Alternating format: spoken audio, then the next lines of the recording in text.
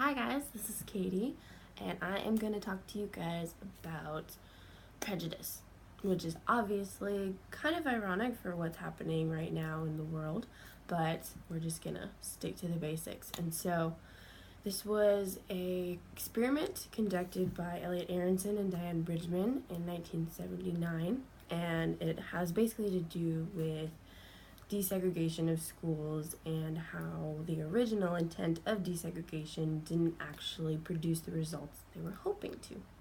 So, a little background for you guys. So Brown versus Board of Education, which had to do with separate but equal, which segregated schools, it was overruled or reversed in 1896 by Plessy versus Ferguson. And so a way to kind of remember that I've used is, if you do Brown versus Board, yeah, cheesy, I know, but it might help you remember. And so that was reversed. So the original idea of the experiment was to integrate the schools and to see what kind of methods they could use in order to make it work for both minorities, majorities, and the like. So, a little bit more background for you guys. Interdependence in desegregated schools. It was supposed to boost self-esteem, morale, and empathy, and that was something that they saw really didn't happen when desegregation came into play. And so their new goal was to reduce prejudice and boost self-esteem in minorities, because who doesn't want that? That is a great thing to have, and who wants to deal with prejudice their whole lives? Obviously, we as white American people don't have to deal with that as much, but it is on both sides, and so we need to talk about it. So, the original effects of desegregation, children still ended up spending more time with their ethnic groups and didn't really think anything of it. That was a study done by Trotter and Mueller in 1975.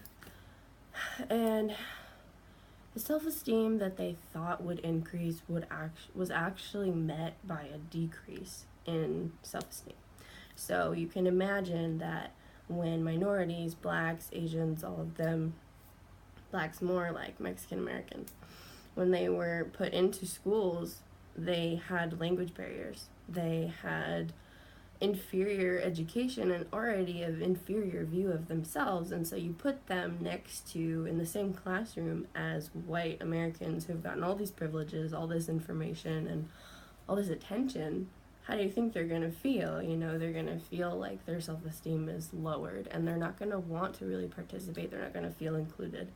And they're probably going to stick to their own people group because that's where it's safe, And so the goal of,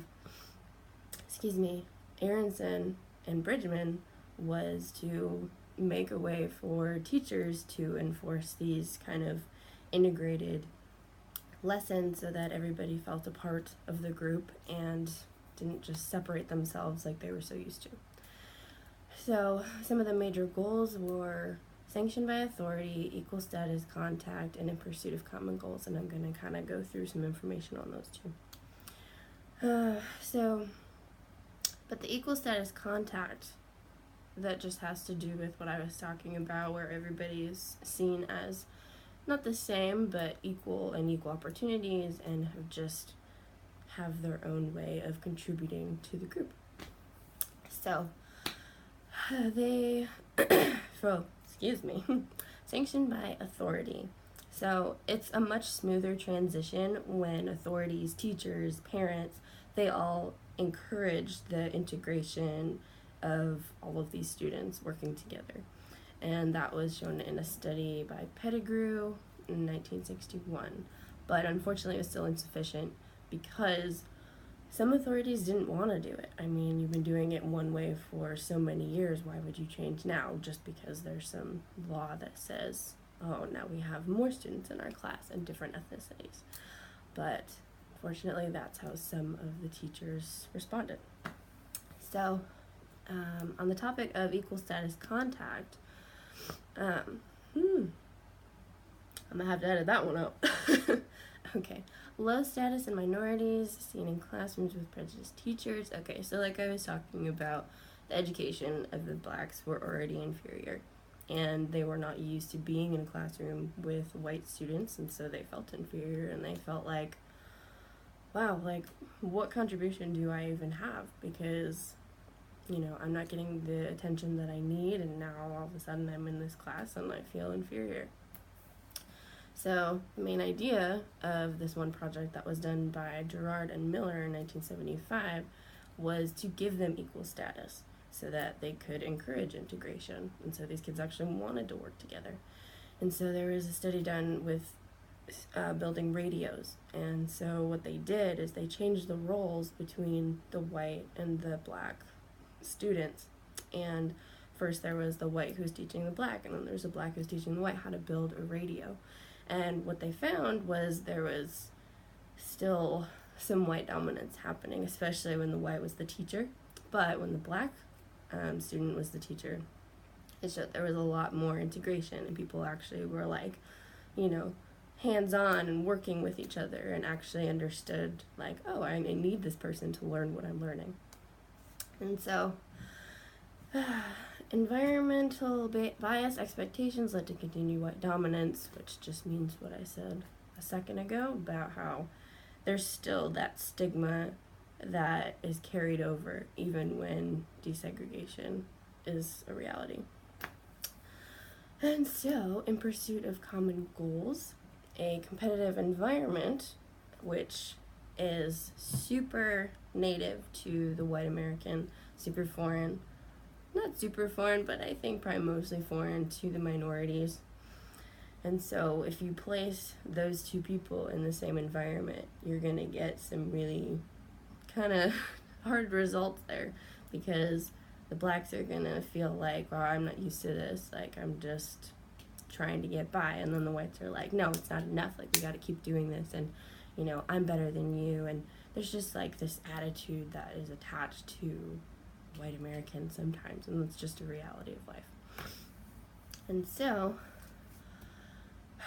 the hypothesis of the experiment as a whole was read like this: interdependent learning environments are more effective in bringing results desegregation was supposed to bring, which was the increase in self-esteem, performance, and diminish prejudices.